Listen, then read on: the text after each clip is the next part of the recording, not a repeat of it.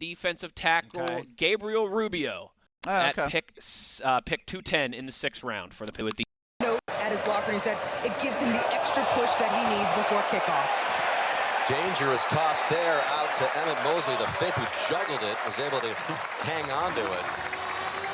Give Troy Taylor some credit. He came right back to that option play again, and he's doing it the right way.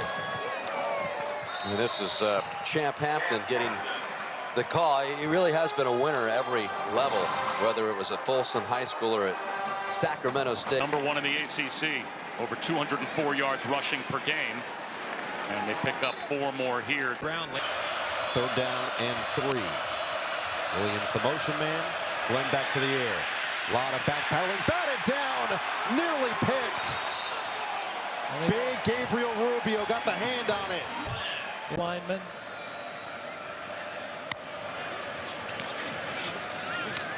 Handoff. And that is a denial. Toafili just ran into a wall of Gabriel Rubio. And this kid is smart and as tough as they come. A lot of motion. They'll look to throw it. First pass of the day. Instead, he's going to have to get away. Tui Alamaka was there along with a host of Irish and gets back to the line of scrimmage. Joyner in the backfield with Mayaba. They fake it to him. Mayaba in trouble, and down he goes. Nice job by Gabriel Rubio. Let's get a Woody Marks update from Jenny. Lawton straight ahead and dumped after a gain of a yard by Howard Cross and Gabriel Rubio in the middle of that defensive line. 11th play of the drive. 5 rushes, 5 passes so far. Etienne got stood up and dropped by Gabriel Rubio, one of those who'll see more action than he ordinarily does today in the absence of Riley Mills. Could create, you back it maybe to the 5, but not at the 2. A fair catch at the 2 is a big mistake potentially. Katron Allen is the running back. Some flinching along the line, no flags down, and Allen lost a yard. They might give him the line of scrimmage. Gabriel Rubio. Great tight ends in both of these programs. They are 1 and 2 all time in tight ends drafted. Here's Allen, deep handoff, and Notre Dame stops him. They get a touchdown and they get a 3 and perhaps out. Hard to believe James Franklin would go for this. They're going to take him to the tent. Penn State at the Notre Dame 48. And it's pitched ahead to Khalil Dinkins after the fake. And Gabriel Rubio and Kingston Viliamuasa were not fooled. Officially a pass for a 1-yard gain. But not called, and it's 1st and goal from the 8-yard line for Penn State. After squandering a 10-0 lead, trying to tie it. Allen, not much, running to his left. Rubio and Viliamuasa combining on the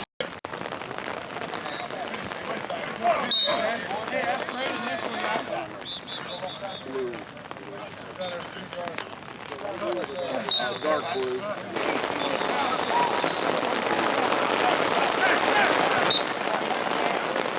Yes.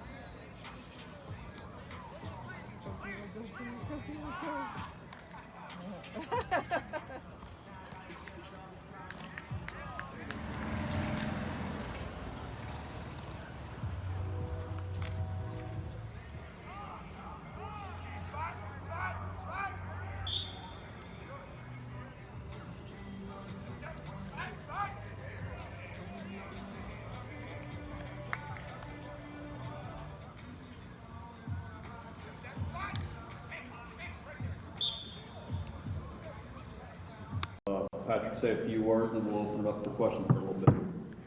All right, good afternoon. Real excited about getting Gabe Rubio here.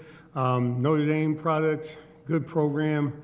You know, one of my buddies there, the defensive coordinator and Coach Freeman, they do a great job there.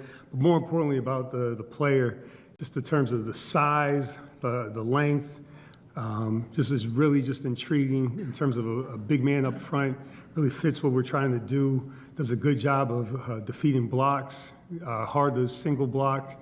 And then again, the way he plays football the right way, has the right demeanor, and his ability to play the run and then transition on early down run to pass and play action, using his length. And you can see there's a savviness about him in terms of feeling different weight distributions and being able to transition in the play action pass. So really excited about that. And you know, anytime you're talking about a stout, big, long man playing on the interior D-line, I think that fits the mold of what we're looking for here with the Steelers. So, questions?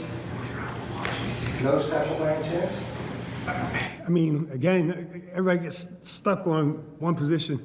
At this point, the more positions they could play, the better off they'll be. But he has length and size, and he's stout. So, really, nose tackle and what defense? You know, so like what front structure. So, he's an interior defensive lineman, and you know, we'll see what is the best fit for him, technique-wise, in terms of or alignment-wise. But I mean, he's a solid football player.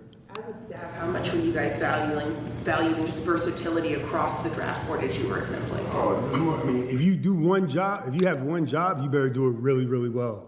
You know, the 53-man roster, or however you want to look how it's constructed with the practice squad guys and who's active for the game. But the key is to have versatility, because, I mean, you got to be really, really good if you're only doing one thing. So that's always a bonus. You know, I'm sure, like, again, how my mind works, how, you know, the organization works. You know, you think about 6'5" with some length.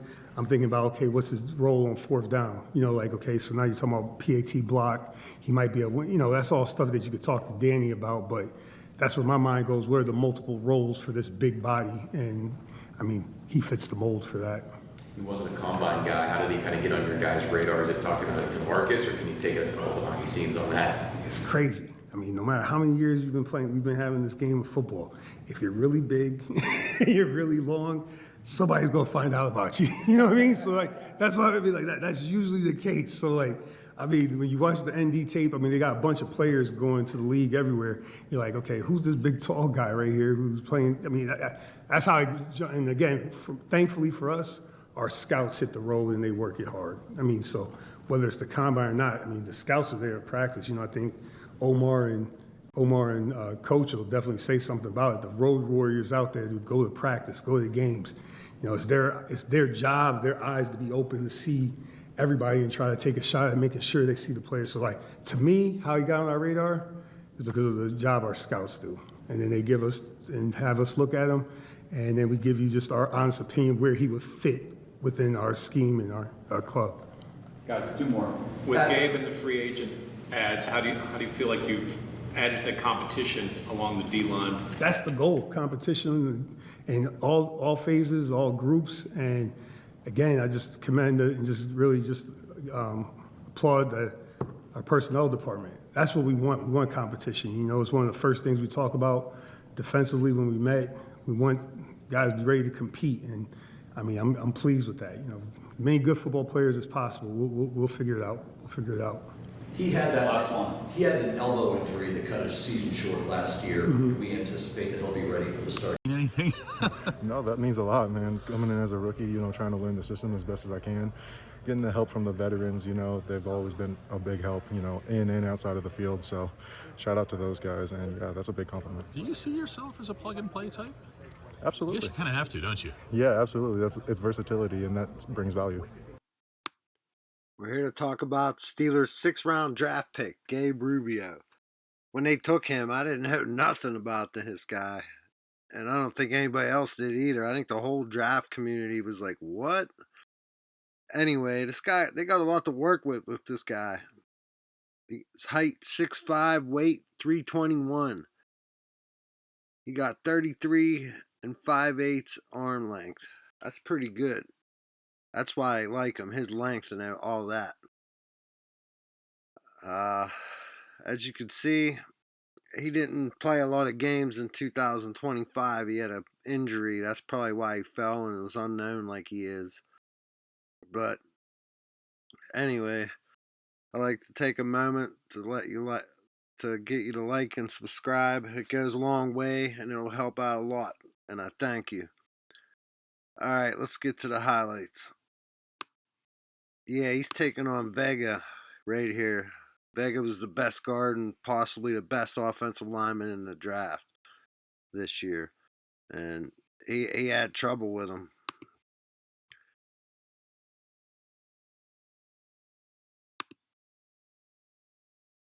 I mean, I don't know if this guy will make the team or not, but I mean, like I said, they got a lot to work with.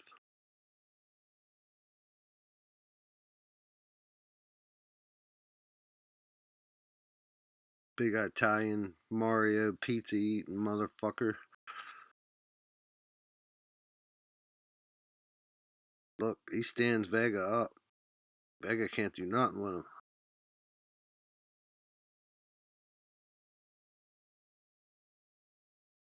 You ought to be proud of yourself, big boy. Taking on Vega like that. This guy's definitely a big boy football candidate.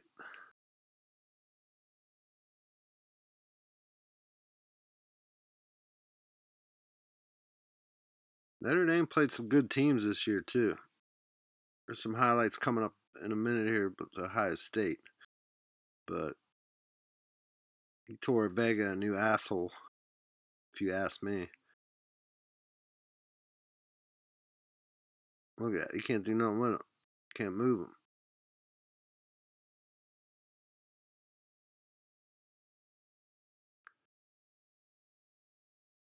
Yeah, I think this draft's pretty good actually.